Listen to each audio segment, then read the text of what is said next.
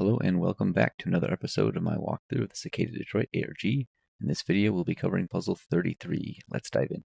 Okay, so puzzle 33. We have an image here called the Fool, and it's overlaid with a bunch of colored squares. If you save this image, you'll see that it's just called the Fool.jpg.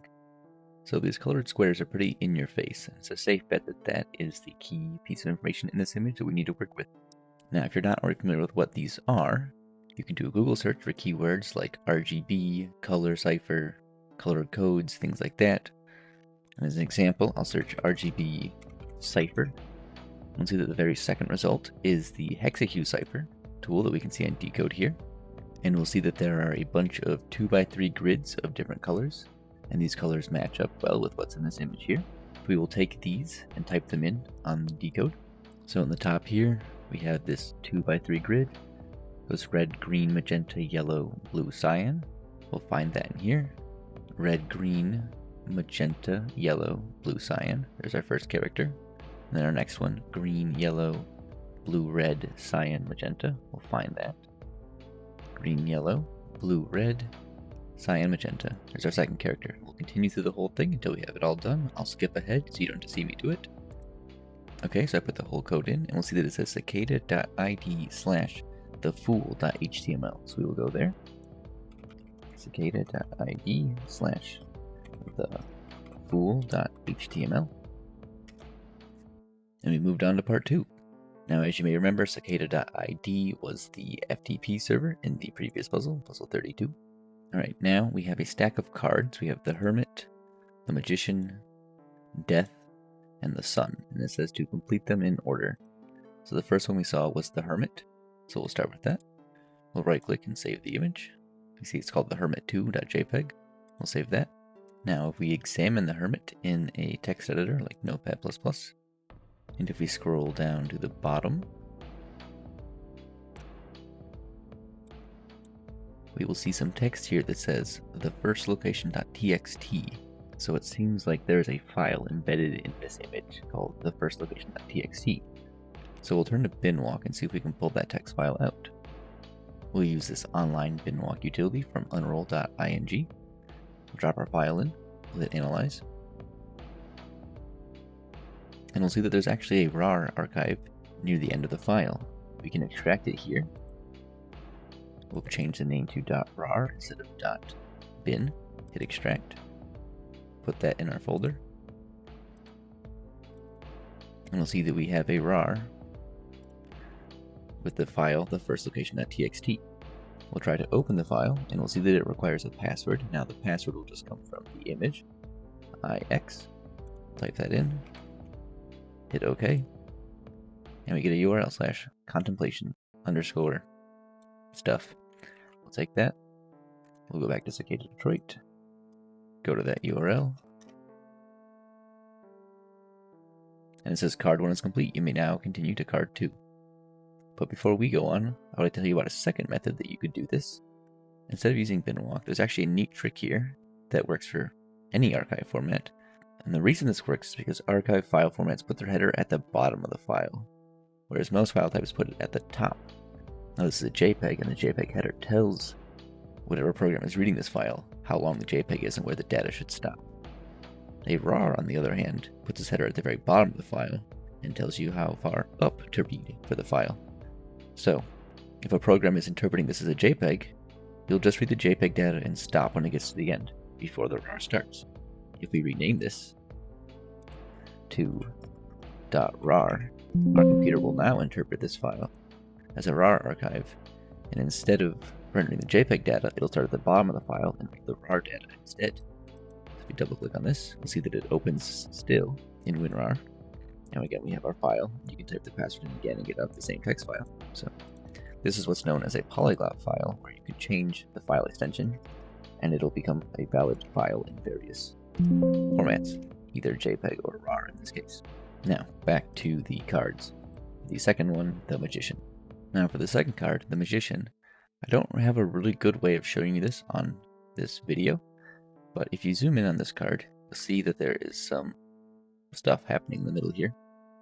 And this is actually what's known as a tilt-a-read. You know those puzzles you'll see on social media sometimes where it says look at your phone from the charger port, like put it up to your eye and look at it from the bottom of the phone. This is one of those things. This is text that has been stretched vertically, which makes it really difficult to read as it's written here. But if you look at it from an angle, like on your phone, you'll be able to read that there are words stretched across this way, and then there's another one overlapping and going the other direction. This one's pretty difficult to read. I suggest doing it on a mobile device, like a phone or a tablet, where you can open this and then view it from different angles.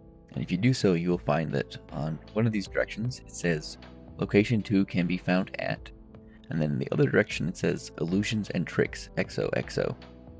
Again, I wish I had a way to show this on a computer reliably, but anytime I try to stretch the image to like make the text more readable, it ends up as like a pixelated mess. It doesn't do very well. So reading it is left as an exercise for the viewer in this case. In any case, we can go to illusions and tricks, XOXO, and we'll see that it says card 2 is complete. You may now continue to card 3. So back to the puzzle, zoom back out. We'll go to our third card, death. We will save this one. It's called deaththor.gif. We will open it with an image editor. And we'll see that it has 2 frames. One frame that's up for 99,000 milliseconds and one frame that's up for 1,000 milliseconds. So it's really hard to notice that there's actually any kind of animation here. But if we look at that second frame, we will see that on the leg of the horse, it says, and taxes, 7B3RC. So we can go to that URL. And it says card 3 is complete. You may now continue to card 4. So our fourth card is the sun. We will download it. It's called the sun5.png. And now for this one, the first thing I'm going to do is look at the EXIF metadata for the image. So we'll open the sun5.png. And we'll see under the EXIF we have IPTC, and under the IPTC section, we'll see passlock.com/stego, uncheck all boxes, and enter password. Now we don't have a password yet, so we'll need to go find that before we can do the rest of this. Next thing I'm going to do is upload this image to Apirisol. We'll give it the sun5.png, hit submit.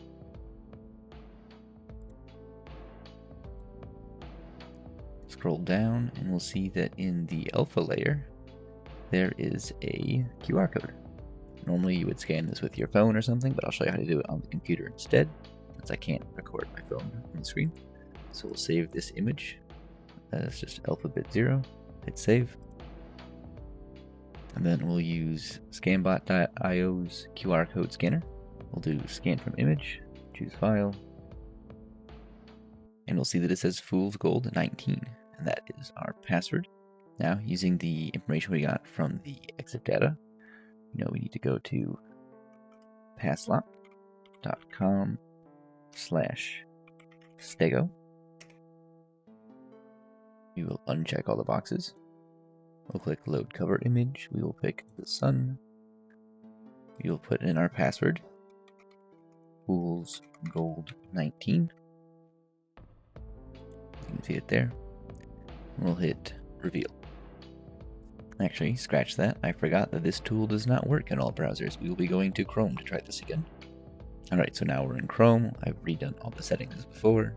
We will hit reveal. And it says reveal successful. Find /whereitallstarted.jpg. Now originally you could find this on cicada.uno/whereitallstarted.jpg.